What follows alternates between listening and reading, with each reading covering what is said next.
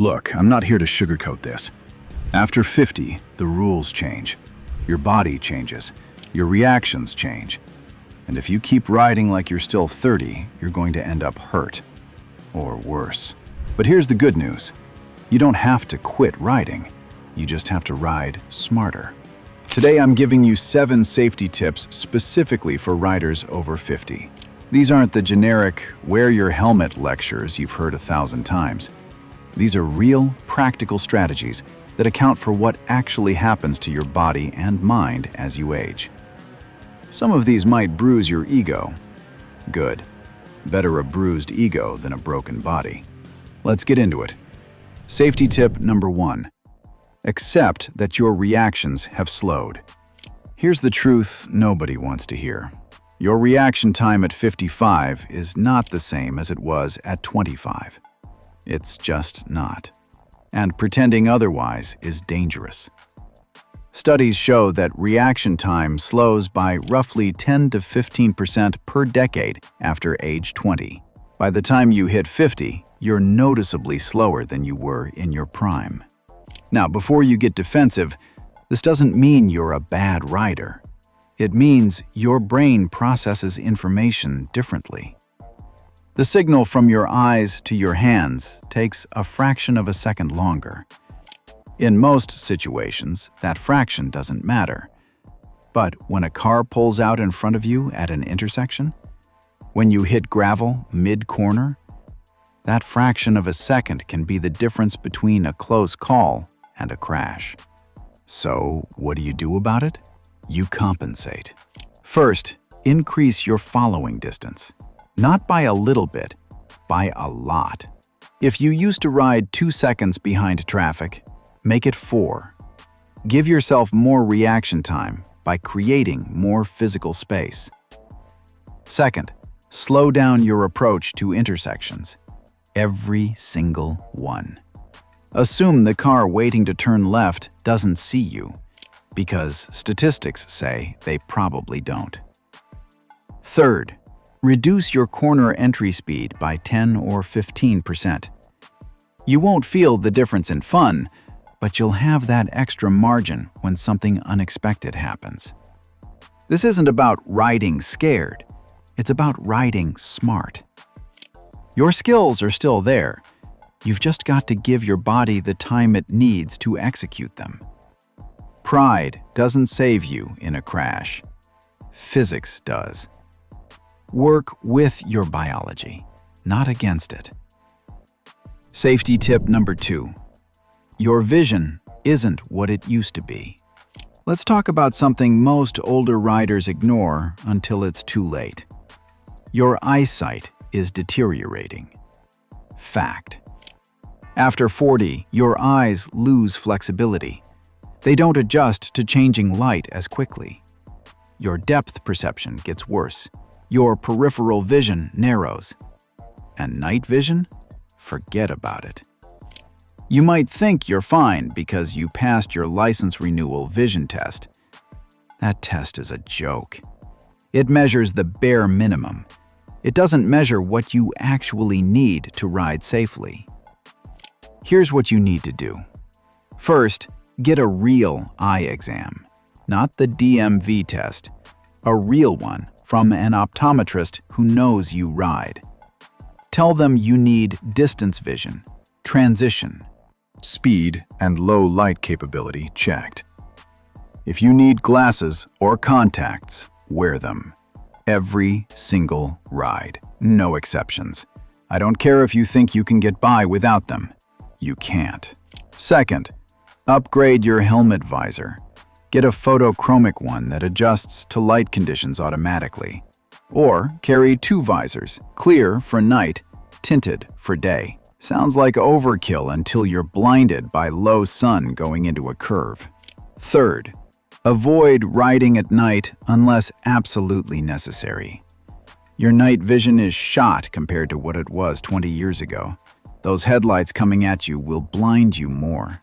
The unlit road hazards you used to spot easily, you won't see them until it's too late. And here's the big one. Stop riding in heavy rain or fog. Your eyes can't process low visibility situations as well as they used to. The risk isn't worth it.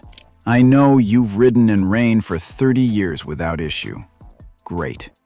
But your 30-year-old eyes aren't attached to your 60-year-old body anymore. Vision is your primary sense on a motorcycle. If it's compromised, everything else falls apart. Protect it. Safety tip number 3. Gear up like your life depends on it.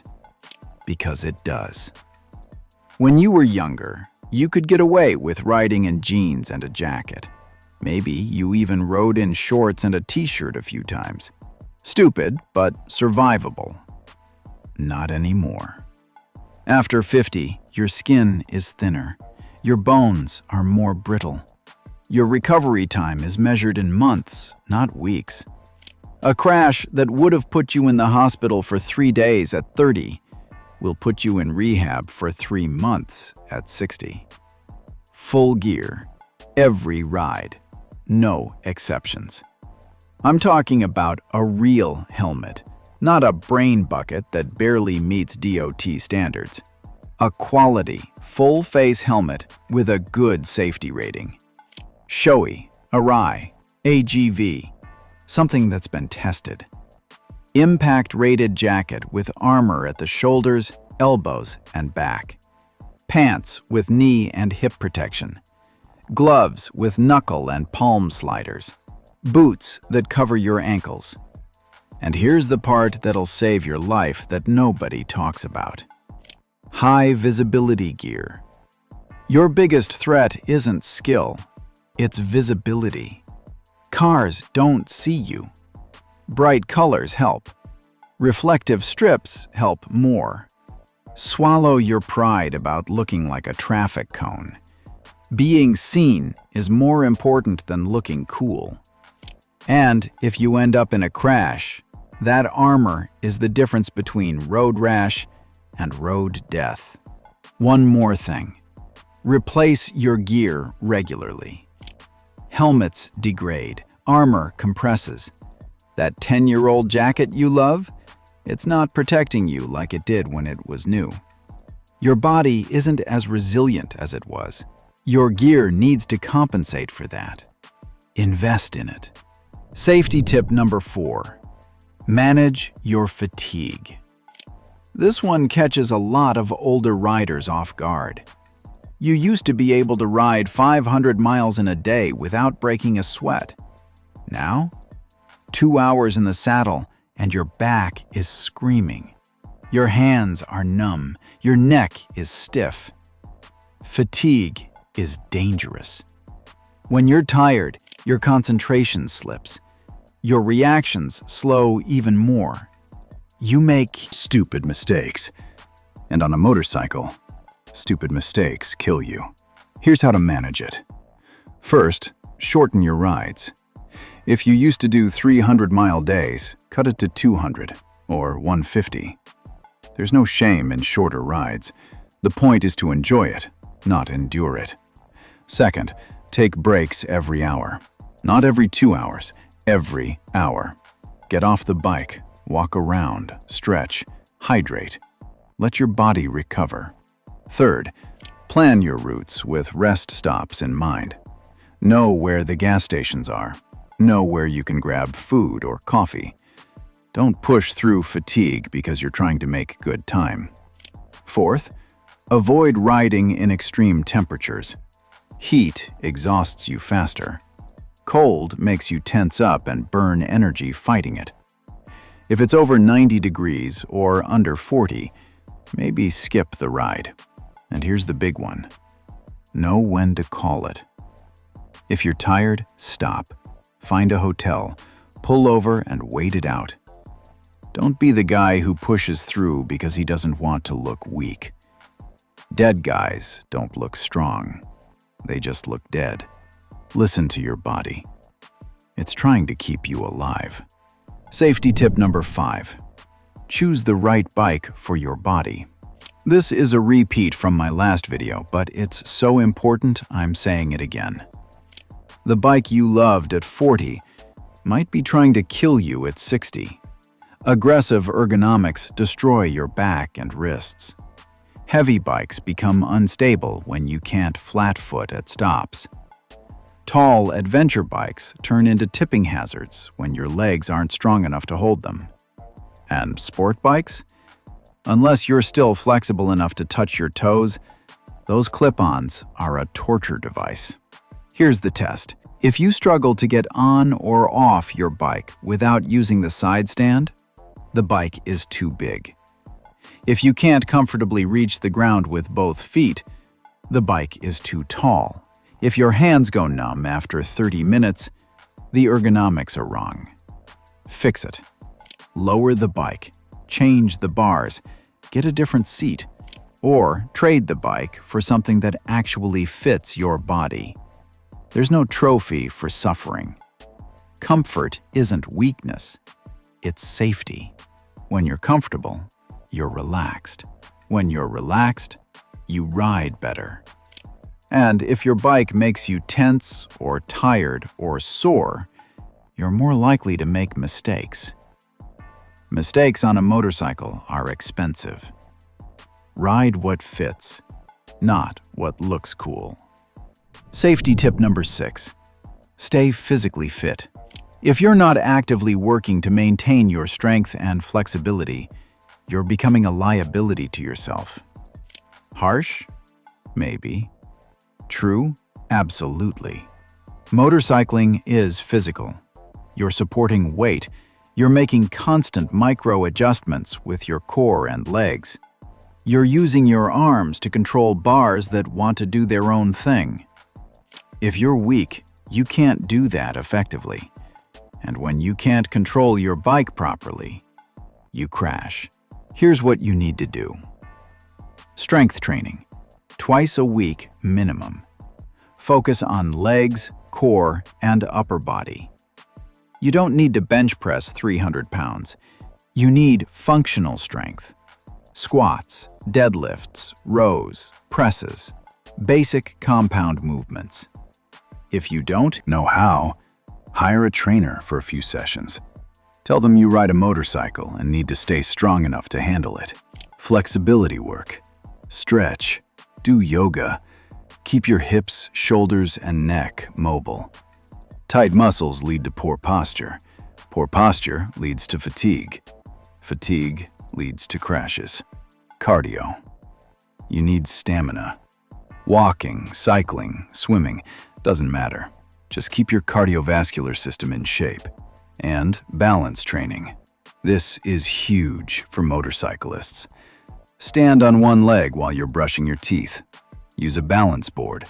Anything that challenges your stability. Because when your bike starts to tip and you need to catch it, your legs and core have to react instantly. If they're weak or slow, the bike goes down. Maybe with you under it. 20 minutes a day. That's all it takes to maintain functional fitness for motorcycling. 20 minutes could mean the difference between dropping your bike and catching it, or between avoiding a crash and not being able to react in time. Your bike doesn't care if you're out of shape. The road doesn't care. Physics doesn't care. You need to care. Safety tip number 7. Refresh your skills regularly. Here's the uncomfortable truth. You probably ride with bad habits you don't even know you have. And those habits get worse over time, not better. You think you're a good rider because you haven't crashed in 20 years. That's not skill, that's luck. And luck runs out. Real skill requires constant practice and refinement. And if you're not actively working on your riding, you're actively getting worse. Take a riding course. Every few years. Yes, even if you've been riding for 40 years. A good advanced riding course will identify the bad habits you've developed. It'll teach you modern techniques. It'll force you to practice emergency maneuvers you haven't done since your original test. And here's what you'll discover. You're not as good as you think you are. Your emergency braking is sloppy. Your cornering line is inefficient. Your slow speed control is terrible. You've been getting away with it because modern bikes are incredibly forgiving. But forgiving doesn't mean safe. A course will make you better. It'll make you safer. And it'll rebuild your confidence in your abilities, which reduces fear. Find a reputable school. MSF offers courses specifically designed for returning and experienced riders. So does the California Superbike School and a dozen other organizations. Spend a weekend and a few $100. It's the best investment you can make in your safety. And here's the bonus. When you're actively working on your skills, riding becomes fun again. You stop worrying and start enjoying. Because you know you can handle whatever comes your way. Skills fade. Knowledge fades. Without maintenance, you're coasting on muscle memory from decades ago. And that's not enough anymore. Stay sharp. Stay trained. Stay alive. Putting it all together. So there you have it.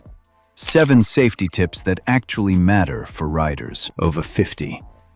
Accept your slower reactions and adjust your riding accordingly. Get your eyes checked and gear your vision for reality. Wear real protective gear every single time. Manage your fatigue before it manages you. Ride a bike that fits your body. Stay physically fit and refresh your skills regularly. None of this is complicated. But it requires something a lot of older riders struggle with: honesty. You have to be honest about what your body can still do and what it can't. You have to be honest about your limitations. And you have to be willing to adapt. Because here's the reality. Riding after 50 is different. But different doesn't mean worse. It just means you need a different approach. The riders who make it into their 70s and 80s aren't the ones who refused to change. They're the ones who adapted, who rode smarter instead of harder, who checked their ego and made decisions based on reality, not pride. You can be one of those riders. You just have to choose to be. Now, I want to hear from you. Are you over 50 and still riding? Which of these tips resonated most with you? Or do you have a safety tip I didn't mention? Drop it in the comments. Let's help each other stay safe out there. And if this video helped you, smash that like button and subscribe, because I'm going to keep making content for riders like us, the ones who refuse to quit, but are smart enough to evolve. Ride safe, ride smart, and I'll see you on the next one.